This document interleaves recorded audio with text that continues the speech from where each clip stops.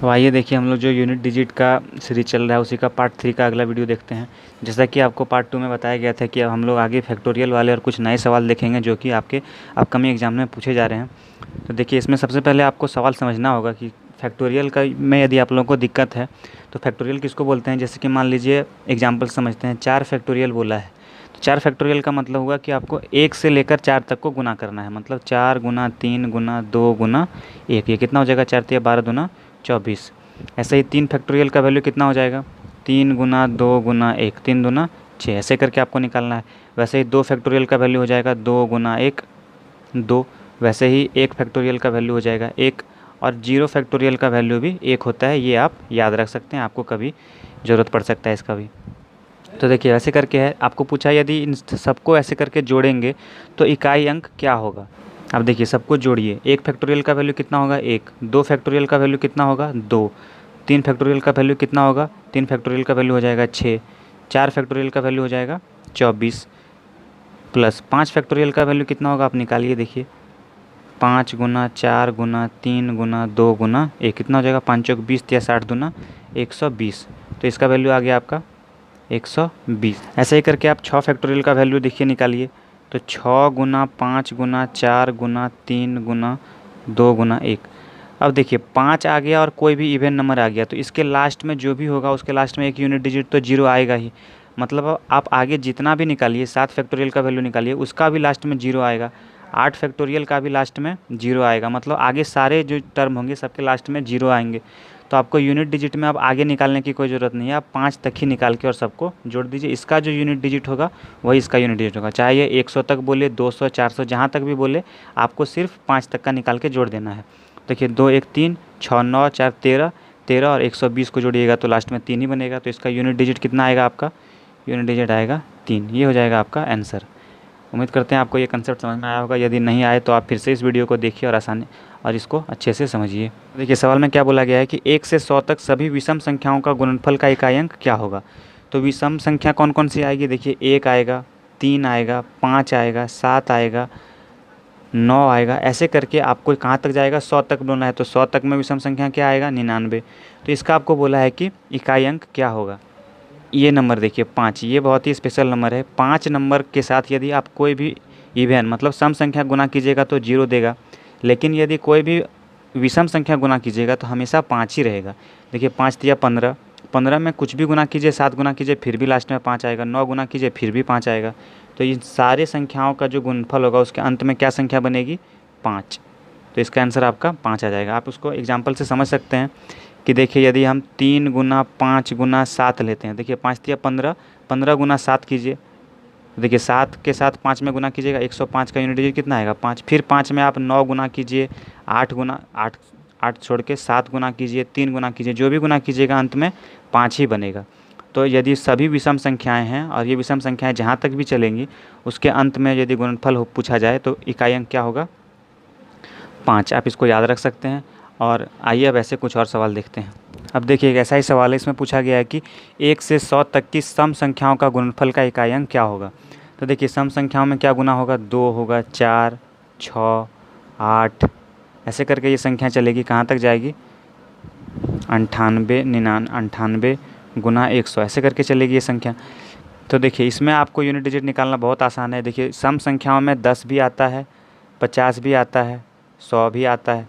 तो जहाँ भी आपको 0 दिख गया, मतलब 0 जिस नंबर के साथ भी गुना होगा उसके अंत में क्या बनेगा, 0।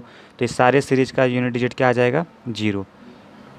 तो आप ये जो 2 क्वेश्चन का कंसेप्ट है इसको आप याद रख सकते हैं और इस टाइप के सवाल को आप आसानी से 0 या तो 5 दोनों सवाल का आंसर हो सकता है।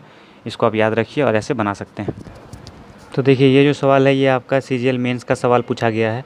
इसमें पूछा गया है कि x पे पावर 164 है, उसका पावर कुछ है, ये एक एक्सप्रेशन दिया गया और आपको इसका इकाई अंक बताना है।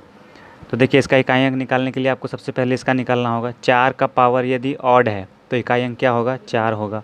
ये आपको कंसेप्ट 2 में बताया गया है। यदि आपने पहले 2 वीडियो नहीं देखे हैं तो आप उनको देख सकते हैं, चैनल के डिस्क्रिप्शन में आपको वो दोनों वीडियो मिल जाएंगे, जिसमें कि आपको कंसेप्ट 1 और 2 और 3 बोल के 3 कंसेप्ट में आपको सारे यूनिट डिजिट का पूरा कंसेप्ट समझाया गया है, आप उसको देख सकते हैं। प्लस देखिए 3 का पावर है 37, 337, तो आप 37 को डिवाइड कीजिए 4 से, तो रिमाइंडर कितना आ जाएगा, 1 आ जाएगा रिमाइंडर। तो 3 का पावर 1 चला जाएगा तो यहाँ पे आ जाएगा 3 माइनस 7 है, 7 का पावर 726 है, तो आप 26 को डिवाइड कीजिए 4 से, रिमाइंडर आ जाएगा कितना 2। तो आप 7 का पावर 2 रख दीजिए तो 49 आएगा, 49 का यूनिट डिजिट 9। तो देखिए कितना आएगा 7 माइनस 9, तो इसका यूनिट डिजिट आएगा -2, लेकिन माइनस में यूनिट डिजिट हो नहीं सकता है, तो आप इसको क्या कर दीजिए 10 में ऐड कर दीजिए, 10 में से 2 जाएगा तो 8, ये आ जाएगा आपका आंसर। ऐसे करके आप बना सकते हैं। एक और तरीका क्या है कि आप यहाँ से एक पैंचा ले लीजिए, तो देखिए 7 में यदि सामने से एक पैंचा लेंगे 17 बनेगा, 17 में से 9 जाएगा तो आ जाएगा कितना 8। दोनों में से जो आप समझ सकें वैसे करके आप इन्हें बना सकते हैं। अब देखिए ये सवाल में आपको बोला गया है कि संख्या पद्धति के प्रथम 100 अभाज्य संख्याओं का गुणनफल का इकाई अंक क्या होगा। तो अभाज्य संख्याएं कौन कौन सी होती हैं, देखिए 2 होता है, 5, 7, 11, 13, 17, 19, ऐसे करके ये चलते रहता है। इसमें जो प्रथम 100 होगा उसका आपको गुना करने के बाद जो यूनिट डिजिट होगा वो बताना है। तो इसका बहुत ही आसान तरीका है, देखिए 2 और 5 आपको मिल गया, यही दोनों क्या दे देगा 0। अब 0 के साथ कोई भी नंबर को यदि हम गुना करेंगे तो उसका इकाई अंक क्या बनेगा 0 ही रहेगा। तो इसलिए संख्या पद्धति में जितने भी अभाज्य संख्याएं हैं यदि सबको भी गुना कर दिया जाए तो उसका यूनिट डिजिट कितना आएगा, हमेशा 0। आप इसको याद रख सकते हैं, क्योंकि देखिए एकमात्र इवन नंबर है संख्या पद्धति में 2, जो कि आपका अभाज्य भी है और इवन भी है। बाकी कोई भी संख्या अभाज्य ऐसा नहीं है जो कि इवन होगा, नहीं तो वो 2 से कट जाएगा। तो इसलिए 5 और 2 का गुणनफल आ जाएगा आपका 0, और 0 के साथ कोई भी नंबर यदि गुना हो तो उसका यूनिट डिजिट हमेशा 0 ही रहेगा। तो आप इसको याद रख सकते हैं और इस टाइप के सवाल को बना सकते हैं। अब देखिए इस सवाल में भी आपको इकाई अंक निकालना है, तो यदि 3 का पावर जो रहता है उसको आपको 4 से डिवाइड करना पड़ता है, तो 63 फैक्टोरियल को आपको 4 से डिवाइड करना पड़ेगा। तो फैक्टोरियल के बारे में क्या बताया गया है कि 63 गुना 62 गुना ये चलेगा कहाँ तक, 1 तक। इसको आपको 4 से काटना है, और जो रिमाइंडर होगा, जो निकलेगा रिमाइंडर, वही आपका इसका पावर में चला जाएगा। तो रिमाइंडर क्या होगा, देखिए 1 से 63 में गुना करेंगे तो 4 भी आएगा उसमें, तो जब 4 इसके साथ गुना होगा तो 4 इसको कट जाएगा, तो रिमाइंडर क्या आएगा इसका 0। और जब भी आपको बताया गया कि 0 आए तो आपको पावर क्या चढ़ाना है, 4 चढ़ाना है।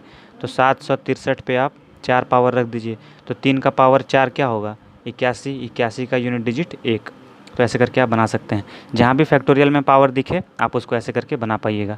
तो देखिए ये सवाल भी आपका बहुत अच्छा सवाल है। इसमें बोला गया है कि 64 पे पावर 64 है और उसका पावर 64 है। वैसे ही 55 पे 55 पावर गया है, वैसे 99 पे पावर 99 है, उसका पावर 99 है।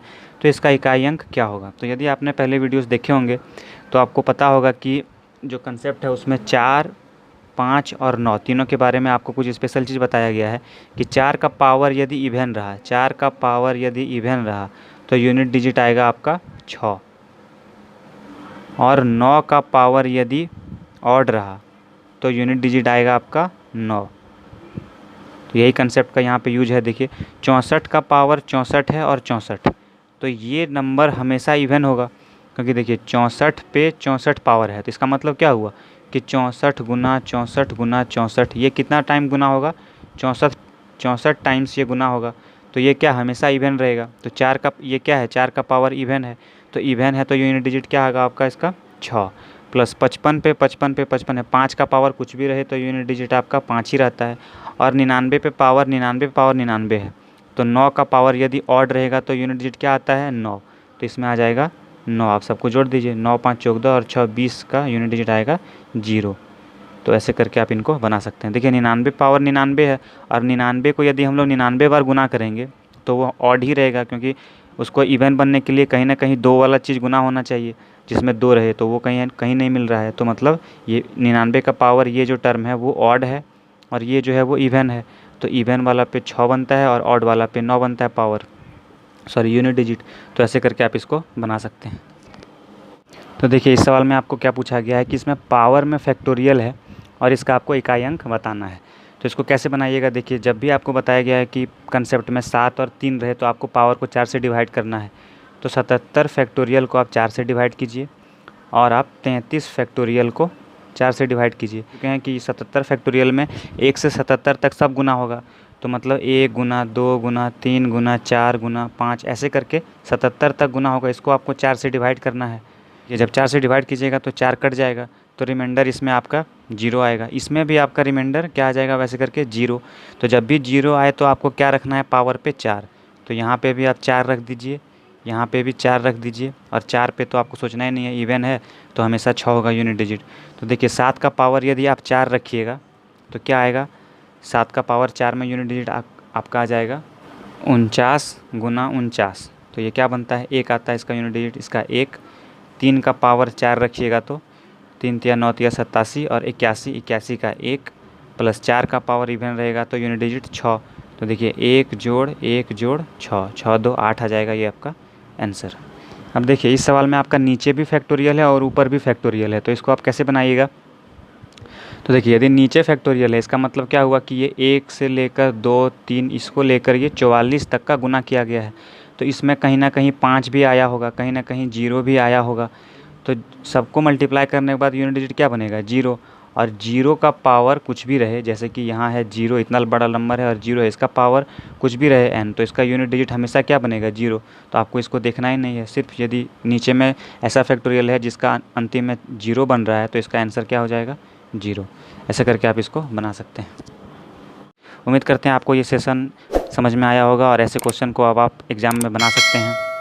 यदि आपको ऐसे और भी वीडियोस चाहिए तो आप कमेंट कीजिए और चैनल को सब्सक्राइब कीजिए और इन वीडियोस को अपने दोस्तों के साथ शेयर कीजिए ताकि अधिक से अधिक लोग इन नए कंसेप्ट को सीख सकें।